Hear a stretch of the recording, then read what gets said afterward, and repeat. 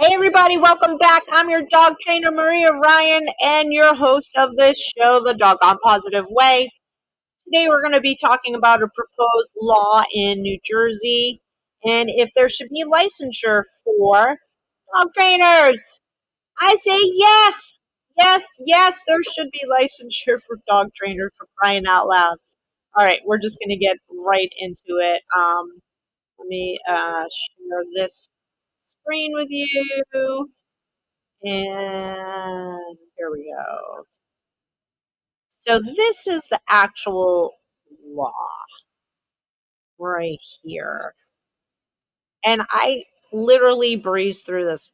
I saw a post on Facebook a couple hours ago as I was getting ready to record, and I honestly wasn't real sure of which direction I was going to go in, but lo and behold, somebody posted this. So this is a proposed law in New Jersey. They would be the first state in the U.S. to have a licensure, and it's called the Dog Training Licensure Act. I like that. And what they're trying to do is really just at the end of the day, this is protection for the innocent.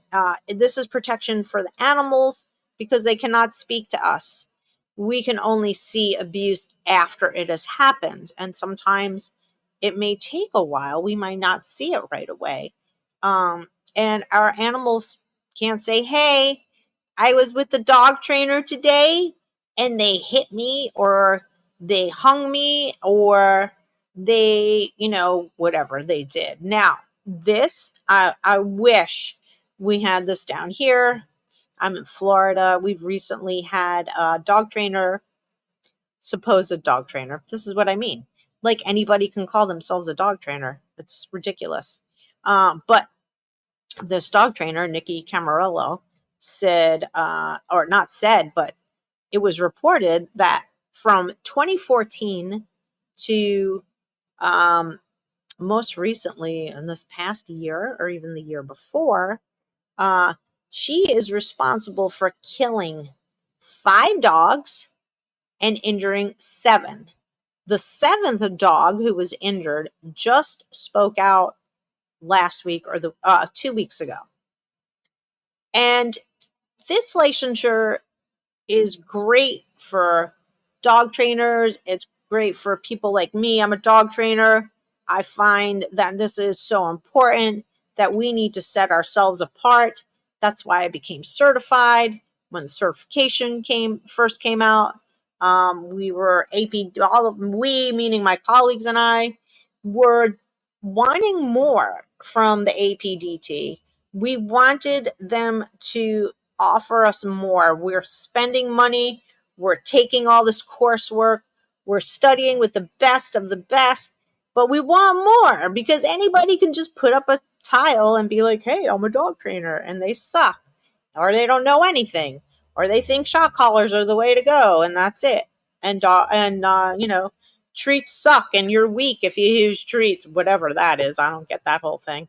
But so they developed it was just CPDT, but it is now Certification Council. So it's CCPDT and the IAABC. These are organizations that have requirements for their trainers. Now, can you just buy a membership? Maybe. But I have found that my colleagues especially and new trainers who want to be a part of this evidence-based training are going to take the time and the effort to further their education. So I think it's awesome that Jersey is doing this. And I really also love the fact that there are going to be 9 different people on a board. They're able to sit anywhere from 4 years and to 2 or 1 years down here. It's saying something like that. That's not that important to me. I mean, what is important about that is that there will be rotation and new people will be able to come aboard and be able to sit on the board and maybe make changes or just, further implement what needs to happen for the safety of our pets who cannot talk to us and tell us what just happened while they were with the dog trainer. So um, so here it talks about the 9 members. One of them, they want to have a dog behavior consultant. One of them, they want to have a veterinarian who's either a veterinarian behaviorist or board certified um, from the AVMA. I think they should have absolutely should have a veterinary behaviorist. And I think that veterinary behaviorist, I hope, since they are dispensing medication for behavior and, that they are getting that further training education that we're getting. So I think they should be a dog trainer too. What can I say? They have one member that's going to be affiliated with a nonprofit animal welfare group, so like the ASPCA or the Humane Society of America. I'm not sure. Maybe it's just local. Maybe it's their local ASPCA, and a state executive for, for the state of Jersey. And what I love about this is that they're going to be able to prosecute anybody who is found abusing animals. And they are going to be able, I will be able to call them if I'm a dog owner and I bring my dog in and something nefarious happens and my dog is injured, or I don't like something that is going on that, maybe it's a piece of equipment, a choke chain or a pinch collar, and it's not what I want and it's harming the animal. Yeah, I want to be able to say, hey, this person is not listening. Yeah, they're licensed, but I mean, I don't know what's happening here, and just be able to report those concerns. Um, you know that I just reported to you guys about the dog trainer here on the east coast of Florida, Nikki Camarello, who was arrested and charged with only 1 count of animal cruelty. Um, but she's responsible for the death of 5 dogs and 3 dogs being injured. So that's a total of 7 dogs. These are only the dogs that we know about, okay?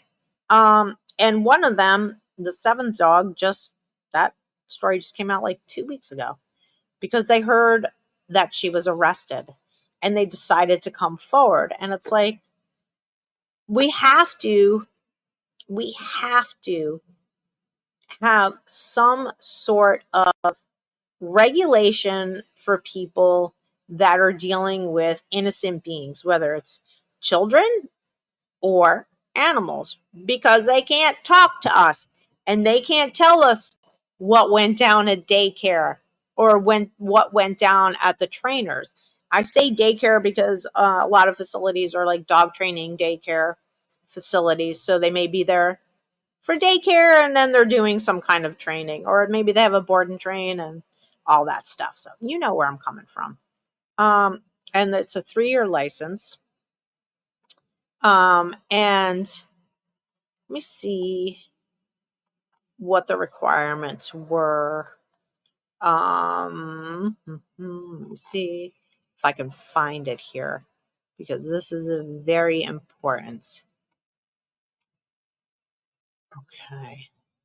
Okay, here we go. To be eligible for licensure as a dog trainer, you have to be at least 18, in good professional moral character, hold current certification in dog training from an approved certification program, or a current certified applied animal behaviorist, or associate associate certified applied animal behaviorist. An individual may be eligible for an initial licensure without certification. I don't know why. At least 1 year of performed dog training services continuously prior to the effective date. Compliance with the policies. The board shall issue to eligible provisional dog trainers permits that authorize an individual to provide dog training services in the state. Providing dog training prior to providing dog training services, the professional permit holder shall disclose in writing to a customer, where'd it go? That the provisional permit holder is not a licensed dog trainer in the state. And it goes on and on. Let's see. Yeah, there's a lot here. I'm going to put a link below, and you guys can definitely go back and check it out. But what do you think? What do you guys think about this? Do you think it's important to have a licensure board for dog training, or do you just think I don't need to have a dog trainer who's licensed? Is that going to cost me more money? I'm sure some of you have said that or thought that. But no, it's really about accountability on the part of the dog trainer. And it's about education for the dog trainer. Now, I will say, and I said this in my reply on the post, that I think my biggest concern is that these are things that I look for as a professional dog trainer. So, for example, when somebody calls me and maybe it's like a rescue group situation and they're on the verge of getting rid of the dog, they already called the dog trainer in. I find out, who it is. Let me check it out. And inevitably, there are aversives that are being used. And unfortunately, of course, it's usually with some behavior problem, usually aggression. And it's just going to make it worse, but I digress. So I feel as if I completely lost my train of thought. Why was I telling you this? Oh my goodness. I don't remember why I was telling you this. All I know is that we need to have licensure in every state, not just in Jersey. They're going to be the first state. Good on them for doing that. But for the rest of the country, the U.S. needs to get on the good foot and start protecting these animals more than what they already are. Really, not much is happening there. This case with Nikki Camarello went on since 2014.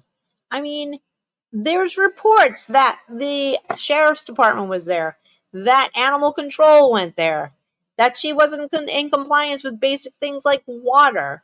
So what were they doing for 10 years? I don't know.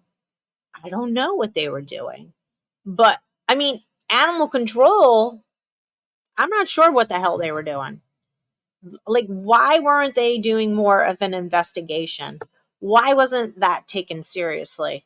Will things like the New Jersey law, that if that goes into place, will that help prevent things from happening? I don't know. Maybe it will, maybe it'll be taken more seriously. Like if you have an organization that is regulated by your state, specifically to dog training, and you have a bad experience with a dog trainer, you should be able to go and make a complaint to that board, much like you would for a doctor, for an attorney, for a masseuse, an acupuncturist. I'm using all medical doctors, or like a therapist, a psychiatrist, any of those professions. Now, I really, really think that if people had a place to report, maybe they would feel more comfortable. Maybe they would feel more justified, because a lot of the people who didn't report Nikki uh, Camarello were like kind of like maybe it was an isolated incident, maybe it really was an accident, and they didn't really pursue anything. And I feel like if there was an organization where people could go to say, hey, this happened, this happened to my dog, what's going on here? Can you take a look? Go for it. And as a dog trainer myself, I would welcome that. I'd be like, yeah, come on in. Actually, when I had my dog training and daycare facility, I had a 5,000 square foot facility over in Tampa Bay. And the first year I had it open, I had to call animal control and be like, is anybody going to come out and like inspect my place? I think I needed that proof for like my insurance or something. I don't remember. There was a reason why I called. And eventually they came, but there was one dude. He was doing the whole county. And at the time, like, I mean, Pinellas County's like booming now, of course, but it was booming back in the day too. So it was a lot for one person to cover. Of course, I got praised on the cleanliness and the environment for the animals, for the dogs, and that everything was copacetic and everything was up to code. So I didn't have any problems, and I knew it wasn't going to have any problems, but it was crazy that I had to contact them. So I do understand the fact that people are overworked, but you also have to understand that just getting a license with like the state to say, hey, I have a business is completely different than a regulatory license, such as what the state of New Jersey and Trenton is proposing. I'm excited to see where it goes. I really, really want to know what you think. I think I remember what I was saying. One of the things that I mentioned in the post is that um, these are things that I look for, but I know what to look for. So, do you know what to look for? Let me know in the comments below. When you hire a dog trainer, what are you looking for? Where do you do a search? Do you search online? Do you talk to your vet? Do you talk to your friends? What do you do? Let me know. What do you think about this law? I want to know about that too. So, do you think it's just another bunch of BS? Another, way for the government in Jersey to make money? Or do you think it's really going to give voice and protection to those that are voiceless? I'm hoping that it goes towards um, the voiceless, because God, they need help and they need us to advocate for them. So, hey, let's see what happens. I will keep you updated on everything. You know that. Thanks for listening. I love you guys. I appreciate you guys. Please like, share, and subscribe. Please. It helps the algorithm. It helps me get this out. And it helps you guys support me and this channel. I love doing this. I love giving you guys this information that I worked hard to get. I want you to be able to share it with your friends, but share my channel, and that's a good way to share it. All right. Thanks, guys. Have a great, great day.